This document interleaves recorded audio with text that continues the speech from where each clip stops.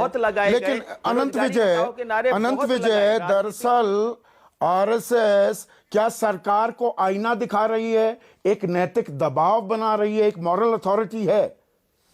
प्रेरणा स्रोत है आरएसएस, वो ये दबाव बना रही है कि भाई गरीबी बेरोजगारी इनका समाधान निकालना होगा, तब तक हम विश्वगुरु नहीं बन पाएंगे। संदीप जी, आप जब आरंभ कर रहे थे अपने प्रोग्राम को तो आपने इतना बढ़िया बोला, और मैं जानता हूं कि आप बहुत अच्छे वक्ता हैं और प्रोग्राम को शुरुआत में ही इतनी हाइट दे देते हैं, लेकिन मैंने इसी को ध्यान में रखते हुए दत्तात्रेय होसबाले जी का पूरा भाषण बहुत मनोयोग से सुना, क्योंकि मुझे मालूम था कि आप उस भाषण को आपने भी सुना होगा। लेकिन उस भाषण में दत्तात्रेय होसबाले जी ने कहीं भी मौजूदा सरकार को कटघरे में खड़ा नहीं किया। उन्होंने अपने भाषण में लगातार ये कहा कि पिछले दशकों में, और मुझे मालूम है कि संघ से जुड़े हुए लोग अपने शब्दों के चयन में बहुत सावधान होते हैं, क्योंकि जब वो दशकों कहते हैं तो उसके पीछे की भावना को समझना चाहिए। उन्होंने कहा कि कुछ आर्थिक नीतियां ऐसी रही पिछले दशकों में जिसके पश्चात गरीबी, अशिक्षा आदि आदि चीजें बढ़ी। तो इसको वर्तमान सरकार को आईना दिखाने की बात या सबका प्रयास, सबका विकास, सबका जो आप कह रहे थे, उससे मुझे लगता है कि कोई सीधा संबंध नहीं है।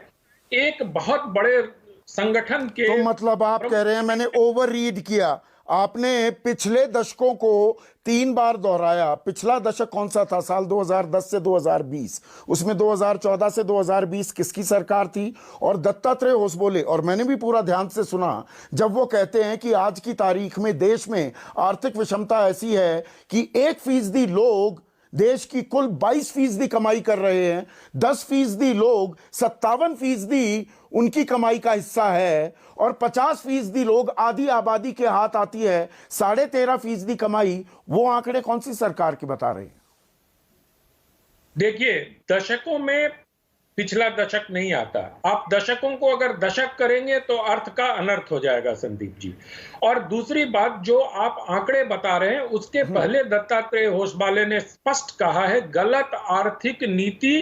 की वजह से इस तरह के परिणाम हमारे सामने आए हैं। और हमें और वो एक यूनाइटेड नेशंस के एक रिपोर्ट का हवाला देते हुए भी ये बातें कह रहे हैं कि किस तरह से जलवायु परिवर्तन, अशिक्षा, सरकारों की अक्षमता, ये सारी चीजें इन समस्याओं को आगे बढ़ाने में होती है। तो मुझे लगता है कि एक बहुत बड़े संगठन के सर्वोच्च अधिकारी की चिंता है समाज को लेकर। और मैं जो महसूस करता हूं राष्ट्रीय स्वयंसेवक संघ के सरकार्यवाह को या बाकी जो उनके पदाधिकारी हैं, उनके हिसाब से मुझे लगता है कि इस चिंता को अगर राष्ट्रीय स्वयंसेवक संघ ने राष्ट्र की इस चिंता को अपने हाथ में लिया है, तो इसके पीछे कोई सोची समझी, उनकी सुविचारित और सुचिंतित कोई नीति होगी। और उनको लगा होगा कि अब इन दो, क्योंकि बहुत इंफेटिकली दत्ता जी ने आरंभ में ही ये कहा कि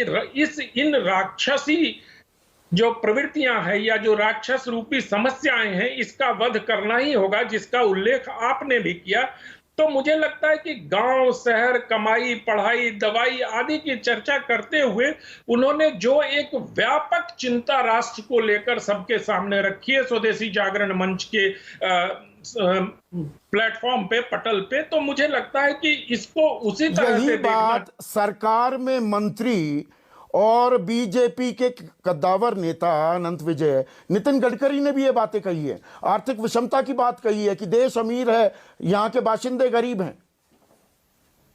ये क्या पिछली सरकारों की बात कर रहे थे? नहीं, ये तो आप बहुत हाल की बात कर रहे हैं। अगर ये आर्थिक विषमताओं की बात करेंगे तो संघ के सरसंघ चालक रह चुके बहुत 2-3 लोगों ने इस तरह की बातें कही हैं। तो ये बातें, और पीछे चले जाएंगे तो तुलसीदास जी ने भी ये बातें कही है, तो छोड़ दीजिए, उसमें मत जाइए। मैं तो ये कह रहा हूं कि इसके जो राजनीतिक तो मतलब विपक्ष भी इन्हीं बातों को लेकर सरकार को घेरती है। विपक्ष के आरोपों को धार मिलेगी कि आरएसएस के नंबर 2 और इफेक्टिवली सारी पॉलिसी मेकिंग जो काम करते हैं वो दत्तात्रेय होसबोले करते हैं। उनका ये कहना क्या विपक्ष को और बल संबल देगा उसके आरोपों को? मुझे लगता है विपक्ष को बल संबल नहीं देगा, बल्कि वो विपक्ष को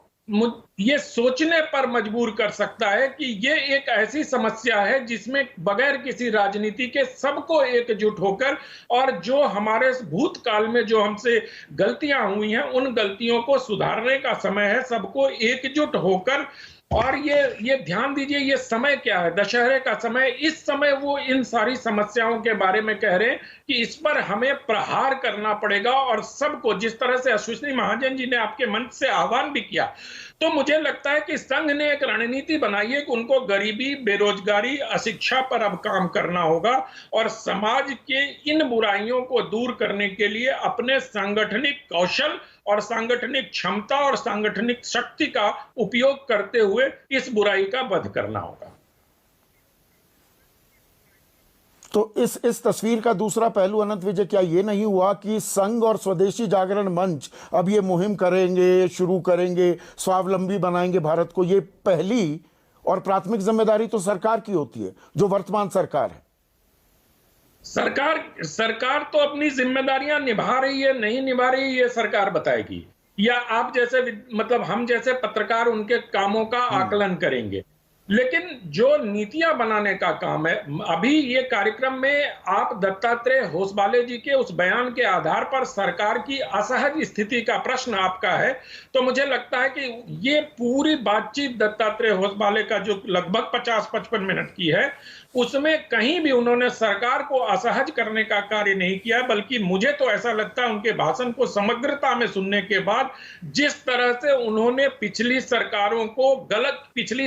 की गलत आर्थिक नीतियों को इसके लिए जिम्मेदार माना है, और सरकार को एक सहूलियत दी है कि आपने अभी 8 साल ही काम किया है। आप ध्यान कीजिए संदीप जी, इन्होंने एक बेरोजगारी के लिए एक अशिक्षा को भी उन्होंने ध्यान दिया, और अशिक्षा की तारीफ करते हुए, प्रशंसा करते हुए दत्तात्रेय होसबाले जी ने